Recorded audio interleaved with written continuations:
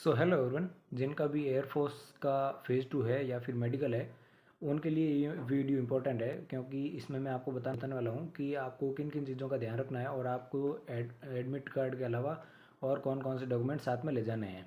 तो ये video complete देखना, 2-3 मिनट का वीडियो और आपको काफ़ी हेल्पफुल होगी। ठीक है, तो सबसे पहले देखो, मेरा जो फ़ेज़ 2 था वो हो चुका है और मेरा मेडिकल भी हो चुका है। लेकिन मेडिकल में मेरे को एक पॉइंट मिला है जो मेरे को क्लियर करवाना पड़ेगा और मेरा जो रीमेडिकल है वो है 26 फरवरी 2026 को, सेम 12 AC पर। तो देखो, एयरफोर्स का जो फ़ेज़ 2 होता है ना, उस समय वो आपका क्लियर हो जाता है तो आपको मिलेगा एक एडमिट कार्ड जो मेडिकल के टाइम पे काम आएगा। तो वो एडमिट कार्ड और 10th की मार्कशीट और आपका आधार कार्ड, ये चीज़ें आपसे मांगी जाएगी जब आप मेडिकल के लिए एंट्री लोगे। तो ये चीज़ें आपको ध्यान रखनी है, फिर आपको वहाँ से एंट्री मिल जाएगी। और अगर आप साथ में और भी डॉक्यूमेंट ले जाना चाहते हो तो ले जा सकते हो, बाकी उनकी वहाँ पर ज़्यादा कोई ज़रूरत पड़ेगी नहीं। तो और अगर आप साथ में बैग, मोबाइल, ये सब ले जाते हैं तो ये अंदर आपके जमा कर देंगे, इनकी कोई प्रॉब्लम होगी नहीं। तो सबसे पहले एंट्री हो जाती है। एंट्री के बाद में ये सब चीज़ें आपसे चेक करते हैं, आधार कार्ड और जो आपसे एडमिट कार्ड मंगवाया गया था वो एडमिट कार्ड, और जो 10th की मार्कशीट है वो। 10th की मार्कशीट भी इतनी मैंडेटरी नहीं है, बट उन्होंने बोला कि साथ में लेके आनी है। तो इसके बाद में एंट्री हो जाती है। मैं आपको एक जो मेडिकल का रूम होता है वहाँ पर आपको ले जाएंगे और आपको जो अलग से चेस्ट नंबर अलॉट होंगे वो आपके फ्रंट और बैक साइड पे आपको लिखने हैं। जो आप अपने दोस्त की सहायता से लिख सकते हो, आप उनका लिख देना, दोस्त आपका लिख देगा। उसके बाद में आपको वो इंस्ट्रक्ट करेंगे कि आपको किन किन चीज़ों का ध्यान रखना है। तो मैं तो यही बोलूँगा कि पहले आप अपने बॉडी आर्म्स के जो भी प्राइवेट पार्ट है और क्लीन सेव करके जाना, ताकि आपको वहाँ पर कोई भी शिकायत का मौका ना मिले। उसके बाद में आपसे ब्लड का सैंपल लेंगे, एक बार भूखे पेट लेंगे और उसके बाद में आपको नाश्ता वगैरह कुछ करवाएंगे। उसके बाद में फिर से आपका 2 बार ब्लड लेंगे। ठीक है, और वो जो ब्लड के लिए अलग से आपको इतनी सी शीशी देते हैं ना, उन पे भी शायद मार्कर से आपसे जो चेस्ट नंबर आपको मिला है वो लिखने को बोलेंगे, तो वो लिख देना है। उसके बाद में आपका हाइट वेट मेजरमेंट होता है और उसके साथ ही आपको यूरिन टेस्ट के लिए भी भेजा जाता है। आपको कलेक्ट करके वहीं पर रख देना है।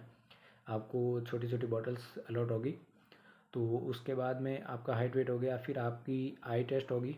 हाइट में आपको कुछ एक A4 साइज़ का पेपर होगा, उस पर कुछ लिखा होगा वो पढ़वाएंगे, और एक सामने बॉक्स लगा होगा जिसके अंदर लाइट लगी होगी और ब्लैक कलर में वो मेंशन होगा, तो वो आपसे पढ़वाएंगे। इसके बाद में आपका ईयर टेस्ट होगा, जिसमें से कोई भी एक पेपर लेंगे और पेन से ऐसे आपके कान के पास वो ऐसे रब करेंगे, और कोई भी एक मेंबर होगा जो धीरे धीरे आवाज़ में बोलेगा, कोई भी नंबर्स या फिर कोई भी लेटर बोलेगा, तो वो आपको उनको बताना है, रिपीट करना है। तो इससे आपका ईयर टेस्ट भी हो गया। और उसके बाद में आपको फिर से टाइम दिया जाएगा, नाश्ता वास्ता करवाएगा, और उसके बाद में आपकी होगी ECG टेस्ट। ECG टेस्ट होगी और ECG के साथ में ही कुछ कैंडिडेट्स का तो एक्सरे भी हो गया था, बट हमारे में नहीं हुआ था, कुछ कारण हो गया था और कुछ मशीन ख़राब हो गई थी। तो उसके बाद में आपसे वो फिजिकली वो चेक करेंगे पूरा, जो आपका शरीर है पूरी बॉडी का चेकअप करेंगे। और अगर आप उसमें भी क्वालिफाई कर जाते हैं तो फिर आपको जो पर्सनल डॉक्टर है ना वो चेक करेंगे, आपका कान चेक करेंगे, आपका टीथ चेक करेंगे, वो काउंट करेंगे कि कितना है। और आपके मुंह में या फिर कोई भी छाला वगैरह कुछ कोई भी नहीं होना चाहिए, तो वो चेक करते हैं सभी चीज़ें। तो ईयर टेस्ट करते हैं, जिसमें से काफ़ी बच्चों के ईयर में भी पॉइंट मिले हैं, बट वो नॉर्मल पॉइंट है, क्लियर कर देंगे, उन्होंने ऐसा बोला है। और फिर वो आपका नोक नहीं चेक करते हैं, फिर आपके हैंड चेक करते हैं, हैंड में पसीना नहीं आना चाहिए। फिर वहाँ से चेक करके आपको फिर से टाइम दिया जाएगा, फिर आपको खाने के लिए भेज देंगे। तो जैसे आपका खाना कंप्लीट होगा फिर आपको और टाइम दिया जाएगा। फिर जिनका भी कोई मेजर पॉइंट है, जिनको ज़्यादा मेजर प्रॉब्लम हो चुकी है, चाहे जैसे कि उनको आइज़ में प्रॉब्लम है या फिर उनको कोई और भी हाथ में नोकने की प्रॉब्लम है, तो वो फिर से चेक करते हैं उनको।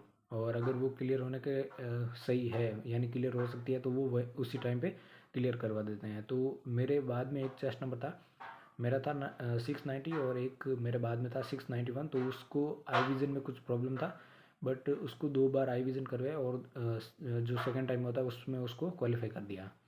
तो अब वो आप पे डिपेंड करता है कि आप पहली बार में पढ़ लेते हो या फिर दूसरी बार में पढ़ लेते हो। इतना कुछ हार्ड भी नहीं होता है, नॉर्मल होता है। आप पर अगर आप पैनिक नहीं करोगे तो आप क्वालिफाई कर लोगे। अब बात कर लेते हैं कि उसके बाद में जब आपको खाना वाना हो गया, 3 4 5 तो बज जाते हैं आपके, फिर 1.5 2 घंटे का टाइम लेते हैं वो, और फिर अनाउंस करते हैं आपको ग्रीन कार्ड और रेड कार्ड। तो जिनका भी ग्रीन कार्ड है उनको अलग से रॉ बना के बिठा देंगे। और मेरे 3 फरवरी को था, तो उस दिन मिला था 12 जनों को ग्रीन कार्ड और बाकी सबको रेड कार्ड। तो जिनका ग्रीन कार्ड है उनके लिए तो बहुत ही अच्छी बात है, उनको फिर आगे कोई प्रोसेस नहीं करनी।